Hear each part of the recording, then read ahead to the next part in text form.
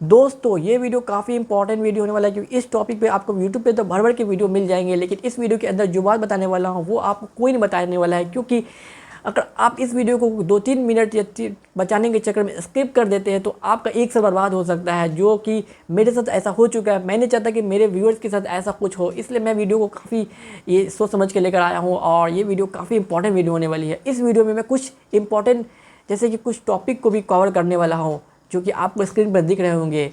और ये मेरे सब्सक्राइबर के द्वारा कमेंट किया हुआ टॉपिक है। खाली भाई, हाँ ब्रो। आपके सब्सक्राइबर तो कम है, आप सब्सक्राइबर के अकॉर्डिंग वीडियो क्यों बनाते हो?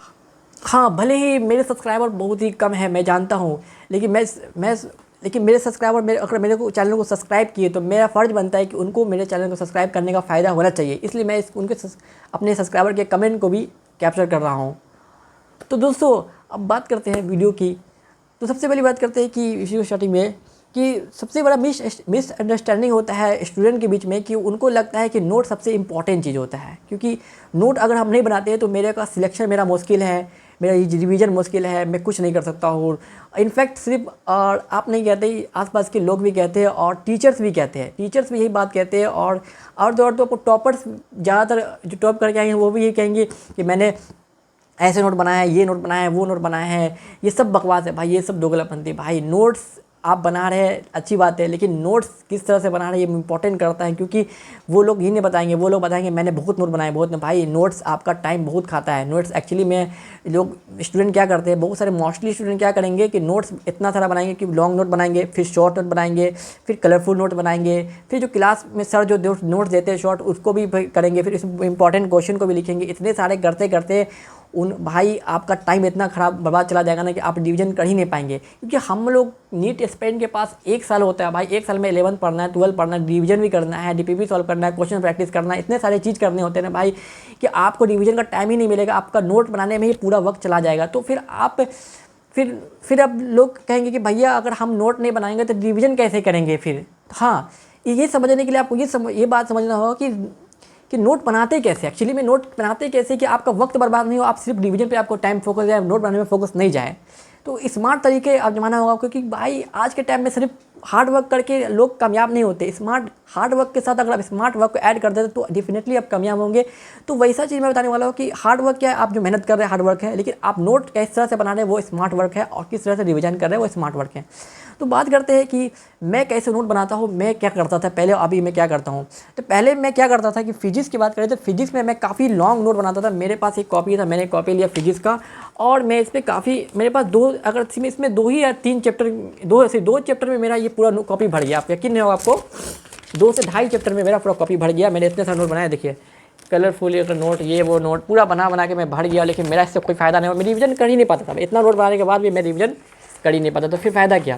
क्योंकि इतना नोट बनाने के बाद मेरे पास इतने कॉन्टेंट हो जाता है। देखिए इतना पेज है भाई, ये इतना पेज है भाई, इतना पेज है भाई, ये इतना पेज है यार, क्या बताऊँ मैं यार।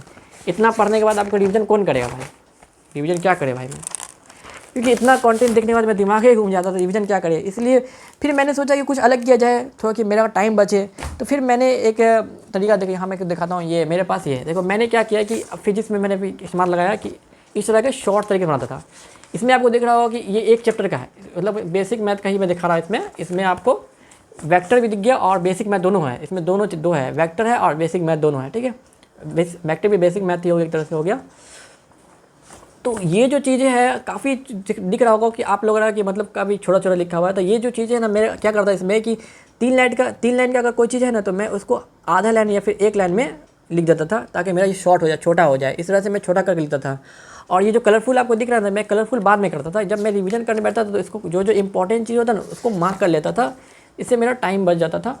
और तो फिर मैं ये भी जो मैं किया ना, तो इसमें मेरा काफ़ी टाइम लगने लगा। बाद में मुझे लगा इसमें मेरा टाइम बर्बाद है, मुझे कुछ और करना चाहिए। तो फिर मैंने दिमाग लगाया कि फिजिक्स में मेरा बहुत टाइम चला इसमें। तो फिर मैंने दिमाग लगाया, तो मेरे को अभी काफ़ी हाल उस समय में क्या बहुत चर्चा चल रहा था एमआर सर का मेडिसी के बारे में। मेडिसी का बहुत चर्चा चल रहा था, तो मैंने सोचा कि मेडिसी क्या है देखा जाए, ठीक है। तो अभी जो लोग कमेंट में जो किए हुए थे, तो उस कमेंट को भी कवर, इस टॉपिक अभी सुन लेंगे, गौर से सुनिए कि इस टॉपिक को कमेंट में जो बात बताए थे वो भी कवर होने वाला है, ठीक है। तो अभी ये मेड ईजी है। तो मेड ईजी मैंने क्यों मंगाया, क्योंकि मैं जब मंगाया कि वो चर्चे में था। जब मैंने मंगाया, जब इसमें इसको खोला, मैंने चेक किया कि इसमें जो चीज़ें लिखी हुई थी वो हूबहू वही चीज़ें थी जो एम आर सर अपने क्लास में जो लिखा रहे थे, वही एम आर सर जो लिखा रहे हैं वही चीज़ों को अच्छे तरीके से एक्सप्लेन करके लिखा हुआ भाई, इनफैक्ट उससे अच्छे तरीके से लिखा हुआ। तो फिर मैंने सोचा कि फिर क्यों भाई बकवास मतलब नोट बनाया जाए, फिर मैं इसी को क्यों नहीं इस्तेमाल कर लूँ। फिर मैं क्या कर रहा कि मैंने एम आर सर का जब लेक्चर स्टार्ट होता था, लेक्चर देखने के बाद लेक्चर के साथ साथ मैंने क्या करता था, एम आर सर का ये मैं डीसी को खोल लिया, ऐसे खोल लिया जैसे न्यूटन लॉ खोल लिया और एम आर सर का लेक्चर देखता रहा, जैसे लेक्चर देखता रहा और एम आर सर का नोट को लगाता रहा। जैसे कि अभी जैसे मैं जो भी इंपॉर्टेंट चीज़ है इसी नोट में लिख देता था। एक्स्ट्रा पॉइंट जैसे यहाँ देख सकते हैं एक्स्ट्रा पॉइंट, इसको मैं नोट में लिख दिया। जो भी एक्स्ट्रा पॉइंट मैंने नोट में लिख दिया, यहाँ भी एक्स्ट्रा पॉइंट है तो मैंने नोट में ही लिख दिया। मतलब साथ साथ मैं नोट बना रहा इसी में, और ये सब एक्स्ट्रा पॉइंट है मैंने इसी में लिख दिया।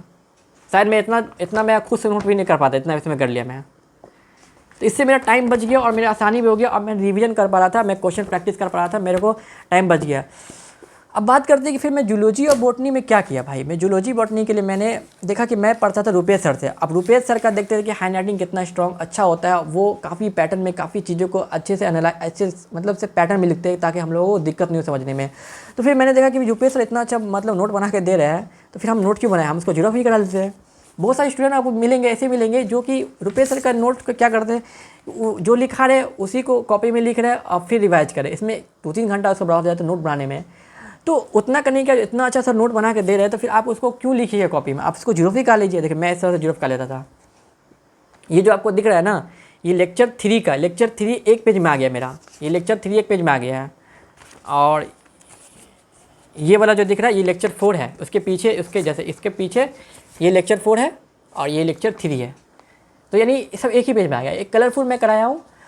हाँ, कलरफुल थोड़ा कॉस्टली पड़ जाता है, मेरे पास अपना खुद का प्रिंटर इसलिए मैं कलरफुल कराया। तो आप क्या ब्लैक एंड वाइट भी करा सकते हैं, इस तरह का ब्लैक एंड वाइट ये भी करा सकते हैं। ये एक लेक्चर 1 का है और ये लेक्चर 2 का है, ठीक है, इस तरह से आप करा सकते हैं। तो इतना अच्छा लिखा हुआ भाई, या इतना ज़्यादा आप खुद से भी नहीं लिख पाएंगे भाई, मैं गारंटी दे रहा हूँ। इसलिए आप नोट बनाने की होते नहीं इसमें। और बॉटनी, ये तो जो ये बॉटनी का था, जूलॉजी में भी वही करता था मैं। जूलॉजी में भी ये देखो इस तरह से मैं जीरो क्या लिया, ये मेरा एक चैप्टर कंप्लीट, एक चैप्टर मेरा इसमें कंप्लीट पूरा, और डिवीजन आराम से किया, कोई दिक्कत नहीं है, ठीक है। तो फिर अगर आप नोट बना रहे हैं अच्छी बात है, लेकिन स्मार्ट तरीके से नोट नहीं बना रहे हैं, नोट बनाने की क्या ज़रूरत है। अगर आपके पास इतना सारा, अगर आपके पास सुविधा है, सर इतने अच्छे नोट दे रहे हैं तो उसी को इस्तेमाल कीजिए ना। अब यहाँ पे दिखाता हूँ, मैं अभी पहले मैं पढ़ता था एम आर सर से, इस बार मैं सोचा हूँ कि सलीम सर से पढ़ूँ। तो सलीम सर से मैं पढ़ा, तो सलीम सर का एम आर सर का नोट नहीं बना सकता हूँ। एम आर सर का तो ये एम आर सर का है, लेकिन ये सलीम सर का मैंने बनाया, ठीक है। इसमें जो है 3 लेक्चर मैंने एक ही पेज में कवर कर लिया। इंपॉर्टेंट चीज़ को मैंने कवर कर लिया, जो मेरे को लगता है याद रखने की ज़रूरत है, छोटा छोटा करके लिख दिया चीज़ों को। तो इस तरह से आप लाइन पढ़ के इस तरह से भी आप कर सकते हैं। ये सलीम सर का नोट मैंने कर लिया, 3 लेक्चर एक पेज में। तो बात करते हैं कि मैंने एम आर सर का इस बार फिर क्यों इस्तेमाल नहीं किया, एम आर सर क्यों छोड़ दिया।